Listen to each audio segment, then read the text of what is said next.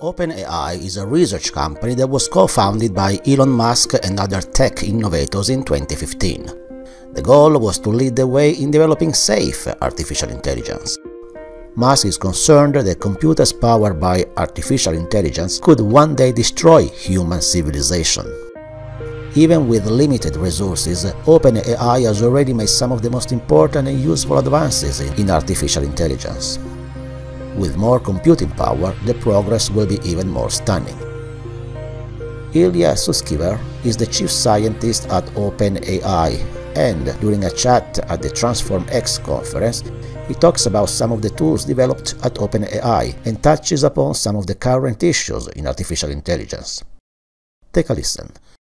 At the base of all AI progress that has happened, at least in all of deep learning and arguably more, is the ability of neural networks to generalize. Now, generalization is a technical term, which means that you understand something correctly or take the right action in a situation that's unlike any situations that you've seen in the past, in your experience. And you can see, and so now a system generalizes better if from the same data it can do the right thing or understand the right situation in a broader set of situations. And so to make an analogy, suppose you have a student at a university studying for an exam. That student might say, this is a very important exam for me. Let me memorize this. Let me make sure I can solve every single exercise in the textbook. You know, such a student will be very well prepared and could achieve a very, very high grade in the exam.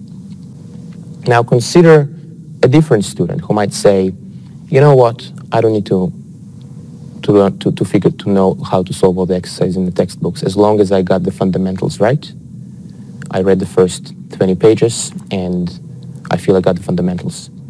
If that second student also achieves a high grade in the exam, that second student did something harder than the first student. That second student exhibited a greater degree of generalization. They were able to, even though the questions were the same, the situation was less familiar for the second student than the first student. And so our neural networks are a lot like the first students. They have an incredible ability to generalize for a computer, but we could do more. And because their generalization is not yet perfect, definitely not yet at the human level, we need to compensate for it by training on very large amounts of data. That's where the data comes in. The better you generalize, the less data you need, / the further you can go with the same data.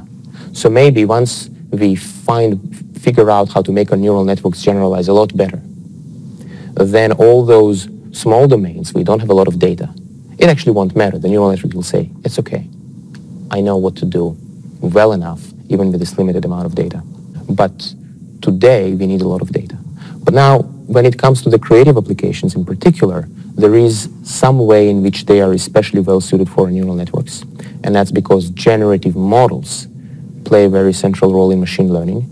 And the nature of the generations of generative models are somehow analogous to the artistic process. It's not perfect. It doesn't capture everything. And there is certain kinds of art which our models cannot do yet. But I think this second connection, the generative aspect of art and the ability of generative models to generate new plausible data is another reason why we've seen so much progress in generative art. I'd say it's definitely a true statement that the field of deep learning, especially the academic branch, not so much the applied branch, but the academic branch of the field has underestimated the importance of data because of the mental framework of the data is given to you in the form of a benchmark, and your goal is to create a better method that is better than the other existing methods. And the reason it was important for that framework to have a fixed data set is so that you could compare which method is better.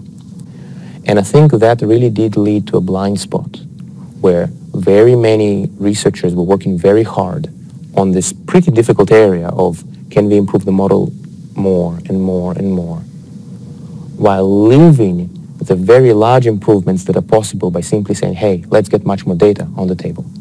I think now at this point, people appreciate the importance of data a lot more. And I think that at this point, it's quite proven that domains with a lot of data will experience a lot of progress. Scaling requires that you increase the compute and the data in tandem at the same time.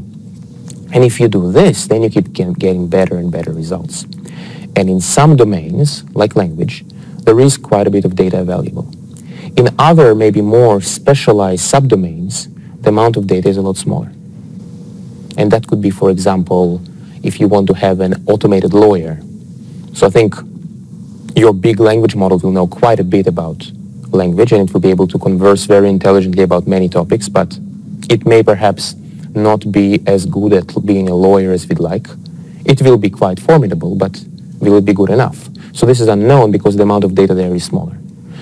But anytime where data is abundant, then it's possible to apply the magic deep learning formula and to produce these increasingly good and increasingly more powerful models.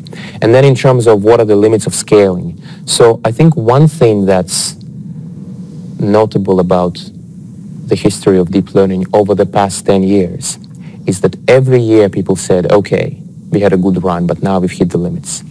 And that happened year after year after year. And so I think that we absolutely may hit the limits at some point, but I also think that it would be unwise to bet against deep learning. I think over the next few years, I don't have too much concern about continued progress. I think that we will have faster computers, we will find more data, and we'll train better models. I think that is, I don't see particular risk there. I think moving forward, we will need to start being more creative about, okay, so what do you do when you don't have a lot of data? Can you somehow intelligently use the same compute to compensate for that lack of data? And I think those are the questions that we and the field will need to grapple with to continue our progress. The choices that we have is either improve our methods so that we can do more with the same data, or do the same with less data. And the second is, like you say, somehow increase the efficiency of the teachers. Yep. And I think both will be needed to make the most progress. I believe very firmly that very huge progress is possible from algorithmic, from methodological improvements. We are nowhere yet to being as efficient as we can be with our compute. We have a lot of compute. We know how to make use of it in some way, which is already a huge achievement compared to before. Here is a historical analogy. You may remember that 10 years ago or so, the only way to productively use huge amounts of compute was through these embarrassingly parallel computations, like MapReduce. That was literally the only idea anyone had. There weren't any interesting ways in which you could use huge amounts of compute. Now with deep learning, we have one such way. You say the compute needs to be a little bit more interconnected, but it is possible to have a large amount of compute and do something useful with it. But I don't think that we have figured out the best formula for making use of this compute. I believe that there will be better formulas, and we'll be able to go much further with the same amount of compute. That said, I am also very, very confident that a lot of progress will happen from data. I mean, I'm a big believer in data, and I think that there can be so many different things. You could find new sources of data, and you can filter it in all kinds of ways, and maybe apply some machine learning to improve it. There can be I think there are lots of opportunities there. And I expect the combination of all of these to when they come together, they feed off each other. And I think that will lead to the most progress.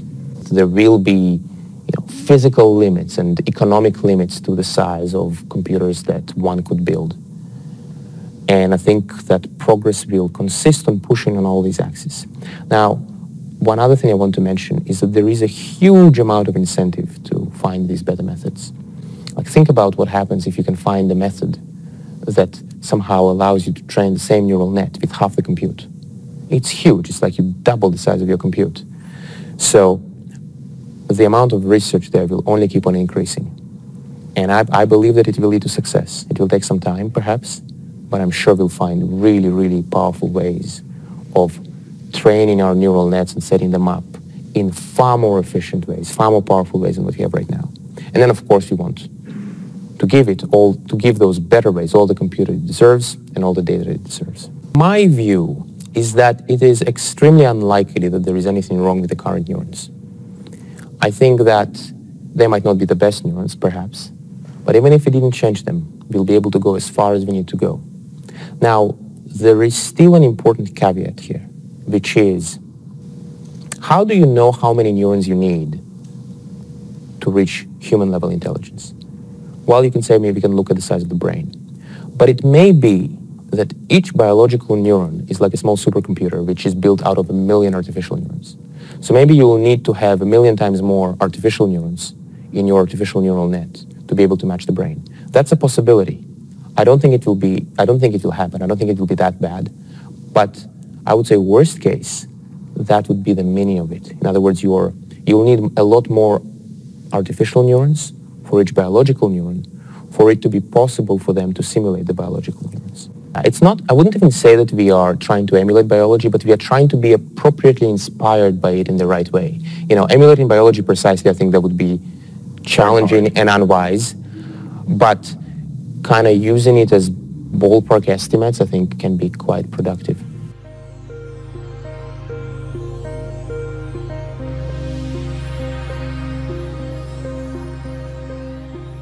After we trained GPT-3, we started to experiment with it and try to understand what it can do. And we found that it can do a lot of different things, but it has a real degree of language understanding, but it's very, very not human-like.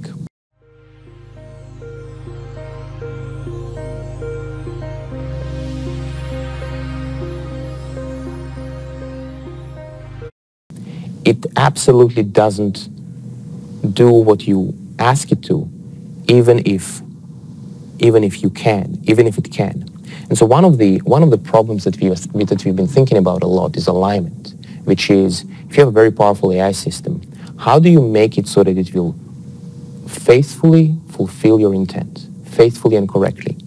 And the more powerful the AI system is, the greater its generalization and reasoning ability and creativity, the more important the alignment of the system becomes. Now, GPT-3 is a useful system. It's not profoundly smart, but it is already interesting. And then we can ask the simpler question of how to align GPT-3, how to build a version of GPT-3 such that it will try to the best of its abilities, as faithfully as possible, to do what you ask it to do. And so that led to the creation of the instruct models. And it's basically a version of GPT where you just say, hey, do X, please do Y, I want Z, and it will do it. And it's super convenient, and people who use this model love it. And I think it's a great example where the more aligned model is also the more useful one. It is indeed the case that GPT-3 in particular, and models like it, they learn from the internet, and they learn the full range of data that's expressed on the internet. Now, the model isn't, and it's okay. To a first approximation, we knew that this would be an issue. And one of the advantages of releasing a model through an API is that it makes it possible to deal with such challenges around misuse or around us noticing that the model is producing undesirable outputs. Now, of course, there's a very difficult challenge of defining what that means. However, I think it is possible to be precious about the data as well, because you can take the same models and filter the data or classify it and decide what data you want to train on. And I expect that as people train these models, and as we train these models, we are experimenting with these different approaches and find the most practical and efficient way of having the model be as reasonably behaved as possible. This is a property of models that are better. So this is a counterintuitive thing. The weaker the model is, the less good your language model is, the harder it is to control. Whereas the bigger it is, the better it is, the faster it is to fine-tune, the more responsive it is to prompts which specify, one kind of behavior versus another. So in a sense, I expect that at least this flavor of the problem that we just discussed will become easier as the models become more powerful and more accurate.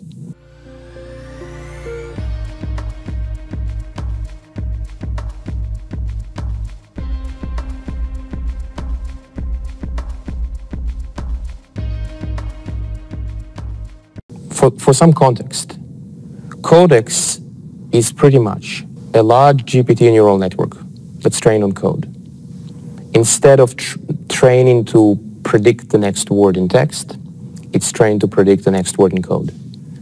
The next, I guess, token in code. And the thing that's cool about it is that it works at all. Like, I don't think it's self-evident to most people that it would be possible to train a neural net in such a way so that if you just give it some representation of text that describes what you want, and then the neural network will just process this text and produce code, and this code will be correct, and it will run. And that's exciting for a variety of reasons. So first of all, it is useful, it is new. It shows that, I'd say, code has been a domain that hasn't really been touched by AI too much, even though it's obviously very important. And it touches on aspects where AI has been, today's AI, deep learning, has been perceived as weak, which is reasoning and carefully laying out plans and not being fuzzy. And so it turns out that, in fact, they can do quite a good job here. And like one analogy, one distinction between CodeX and language models is that the CodeX models, the code models, they allow you to, in effect, they can control the computer. It's like they have the computer as an actuator. And so it makes them much more, it greatly it makes them much more useful. You can do so many more things with them. And of course, we want to make them better still. I think they can improve in lots of different ways. Those are just the preliminary code models. I expect them to be quite useful to programmers, and especially in areas where you need to know random APIs, because these neural networks, so one thing that I think is a small digression, the GPT neural networks, they don't learn quite like people. A person will often have somewhat narrow knowledge in great depth, while these neural networks, they want to know everything that exists, and they really try to do that. So their knowledge is encyclopedic. It's not as deep. It's pretty deep, but not as deep as a person. And so because of that, these neural networks, in the way they work today, they complement people with their breadth. So you might say, I want to do something with a library I don't really know. It could be some existing library, or maybe the neural network had read all, the code of all my colleagues, and it knows what they've written. And so I want to use some library I don't know how to use. The network will have a pretty good guess of how to use it. You'd still need to make sure that what it said is correct, because such is its level of performance today. You cannot trust it blindly, especially if the code is important. For some domains where it's easy to undo anything that it writes, any code that it writes, then I think you can trust it just fine. But if you actually want to have real code, you want to check it.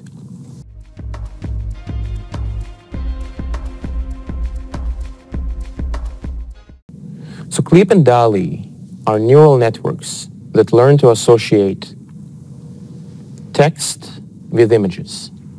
So Dali associates text with images in the generative direction, and Clip associates text with images, but in the direction of perception, from going from an image to text versus going from text to image.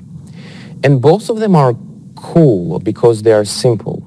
It's the same old recipe. You just say, hey, let's take a neural net that we understand really well and just train it on a big collection of texts and image pairs and see what happens. And what happens is something very good. The real motivation with Clip and Dali was just to dip our toes into ways of combining the two modalities, because one of the things that we'll want in the future, I think it's fairly likely that we wouldn't want a neural nets we wouldn't want our future AIs to be text-only AIs. Like, we could, but it seems like it's a missed opportunity. I feel like so much stuff is going on in the visual world, and if it's not difficult to have a neural net really understand the visual world, then why not? And then also, hopefully, by connecting the textual world to the visual world, they will understand text better. They will have a much the